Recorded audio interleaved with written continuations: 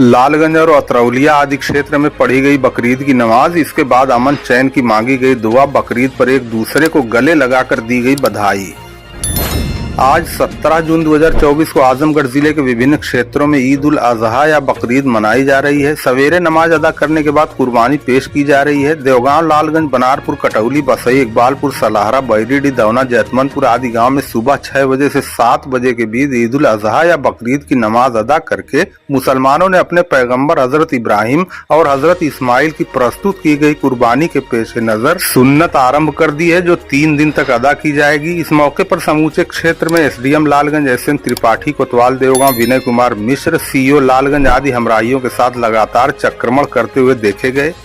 देवगांव जमीसीर ईदगाह पर सुबह 6:15 बजे अदा की जाने वाली नमाज से पूर्व पुलिस के जवान वहां पहुंच गए और काफी संख्या में एकत्र हिंदू भाइयों ने नमाज अदा करने के बाद मुसलमान भाइयों को गले मिलकर उन्हें ईद उल अजहा या बकरीद की मुबारकबाद पेश की। इससे पूर्व विभिन्न गांव में ईदगाह में इमाम ने कुर्बानी के संबंध में विस्तृत रूप से जानकारी प्रदान करते हुए लोगों को कुर्बानी के अर्थ से अवगत कराया। उन्होंने कहा कि कुर्बानी का अर्थ ये नहीं है कि हम केवल बकरा कुर्बान कर दें, बल्कि कुर्बानी का असल अर्थ ये है कि आज हम अपने अहम की कुर्बानी दे दें, हम अपनी उस सोच की कुर्बानी दे दें जो समाज के हित में न हो। हम किसी का अहित नहीं होने देंगे और अल्लाह की रजामंदी के लिए हम अपना सब कुछ कुर्बान कर देने में भी पीछे नहीं हटेंगे। बसई इकबालपुर में तकरीर करते हुए मुफ्ती मोहम्मद जासिम कासमी ने कहा कि घर में सिर्फ एक कुर्बानी देने से इसका फर्ज अदा नहीं होता, बल्कि हर उस शख्स को कुर्बानी देनी चाहिए जो साहिब निसाब हो। देवगांव जमीनसीर ईदगाह के बाहर आए SDM SN Tripathi, CO Hitendra Krishna, Devgaon कोतवाली के क्राइम इंस्पेक्टर तथा अन्य सुरक्षा कर्मियों आदि को हाफिज अबू जफर वगैरह ने गुलाब पेश करके उन्हें ईद उल अजहा या बकरीद की मुबारकबाद पेश की।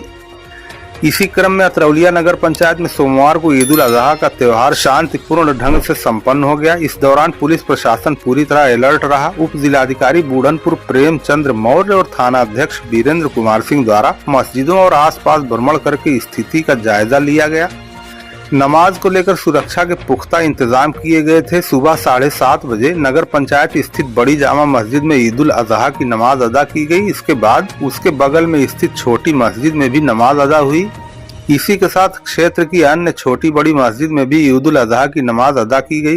कुर्बानी को लेकर पहले से ही दिशा निर्देश दिए गए थे। साथ ही ये भी बताया गया था कि किसी भी तरह की नई परंपरा की शुरुआत न होने पाए। कुर्बानी निर्धारित स्थल पर ही की जाए, इसके मलबे को जमीन के अंदर दफन कर दिया जाए, कचरे को इधर उधर न फेंका जाए, जिससे अनावश्यक तनाव की स्थिति न उत्पन्न होने पाए। इस दौरान मस्जिदों के आसपास ड्रोन कैमरे से भी निगरानी की गई। सोमवार को ईद उल अजहा का त्योहार सकुशल संपन्न हो गया और लोगों ने एक दूसरे को गले मिलकर अमन चैन की दुआ मांगने के साथ बधाई प्रदान की।